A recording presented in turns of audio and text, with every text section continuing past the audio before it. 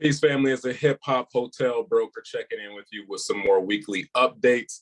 So just got back from the Atlanta area. I was doing property tours of the Hampton Inn down there that I have listed. So sorry if I missed you all on this round. May do a second round, but if not, nonetheless, reach out to me for details on that auction coming up in December. Also got the auction coming up for that Buffalo property, full service property as well. So this week, something really interesting happened.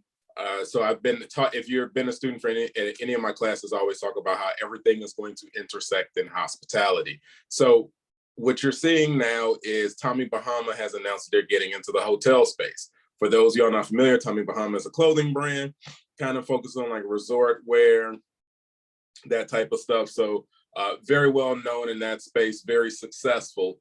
They also had a spirit line a few years back. They've also been in food and beverage on the restaurant side, and now they're jumping into the hotels. Why does that make sense? They already had spirits. They already had a following from their retail, and they were already in food and beverage. So now they can collect it all under one roof. So they basically are taking over 215 key hotel and California, and it's going to be the first ever Tommy Bahama resort. So that's going to be interesting to see how that rolls out. And again, they're not the first on the fashion side. Louis Vuitton has announced that. Obviously, Bulgari's in it. If you look at the Ferragamo portfolio, they've been in hotels for a number of years. Not necessarily like majorly franchise, but definitely on the like throughout Italy and the boutique side. So a lot of the luxury companies and also the retailers are doing that. So West Elm has their influence with furniture and Spring Hill Suites. It's going to become more and more blurred lines there. Thanksgiving travel report is the next thing I want to talk about. So they're saying that Thanksgiving travel is going to be up 31% year over year. And here's the other interesting thing is that you take some place like New York City where they're talking about the cost is actually up for hotel rooms 25%. Now, normally I find really, really, really cheap hotel rooms during Thanksgiving. And the reason for that is like a lot of times when people travel home, like Thanksgiving or Christmas, I can usually find pretty cheap hotel rates because people are staying with family. They're usually going back to visit, family members, and they can kind of crash in somebody's house. But what we're seeing now, I wonder if that number is really interesting in New York because, people may not have that much space. Maybe a lot of people in apartments, which forces you into hotels. And I think they said like the average stay, not per night, but like the average stay in New York is going to be about $1,100. So next thing to report here is the extended stay market. So pay attention to these next things that came out of this report from Lodging Econometrics, where what they did was looked at the pipeline, basically hotels to be developed. What is the supply chain, not supply chain, what does the incoming supply look like for the hotels? First and foremost, the most commonly built hotel in that sector is Home2 Suites.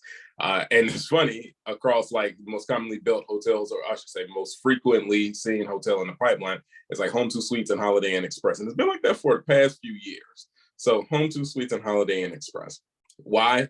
Those products obviously perform very well. People keep wanting to build them, not just buy them, build them. They're going ground up, shovels to dirt. Okay, new development. That means they are very, very confident in what these things can do. So that says a lot right there. Specifically, when you look at the construction pipeline has grown 26% year over year. 26% by number of rooms. That's a really big uptick. And a lot of that has to do with, again, if you watch any of my older videos from the Gram or any other outlet, you'll see that we kept talking about extended stay. It performed very well during the pandemic. I've been, pushing folks towards economy extended stay since before the pandemic. And the reason for that is that when you look at specifically within the extended stay of that, all that supply coming on, middle tier extended stay brands account for about 60% of that supply, which is about 55% on a room basis, right? I should say of total supply coming in. So 60% of people are building mid-scale. So examples like Home2 Suites, they're not necessarily building a Homewood Inn, right? They're building a Home2 Suites. The next thing that was a good point for you to digest is that The lower tier economy segment comprises 9% of the projects, or about 10% of the supply and income and supply for extended stay. So that says that there's still room to grow, and there's not a tremendous amount of threats there on the economy extended stay side. So that's a space I'll forever love to play in. I like the performance. I like the ease of operations, and obviously the cash on cash returns are just phenomenal. So the data that I've been telling you all, and the reason that I've been telling you all this since 2018, since 2019, is because it works.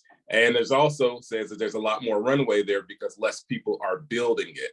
They're more so building mid-scale. And obviously part of that is sticks and bricks just cost what they cost. So when you go shovels to dirt, you usually want to build highest and best. So I get that. So that's more people are building in the mid-scale sector.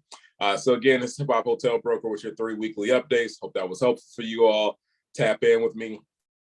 Get in touch with the National Institute of Lodging Education at lodgingeducation.com.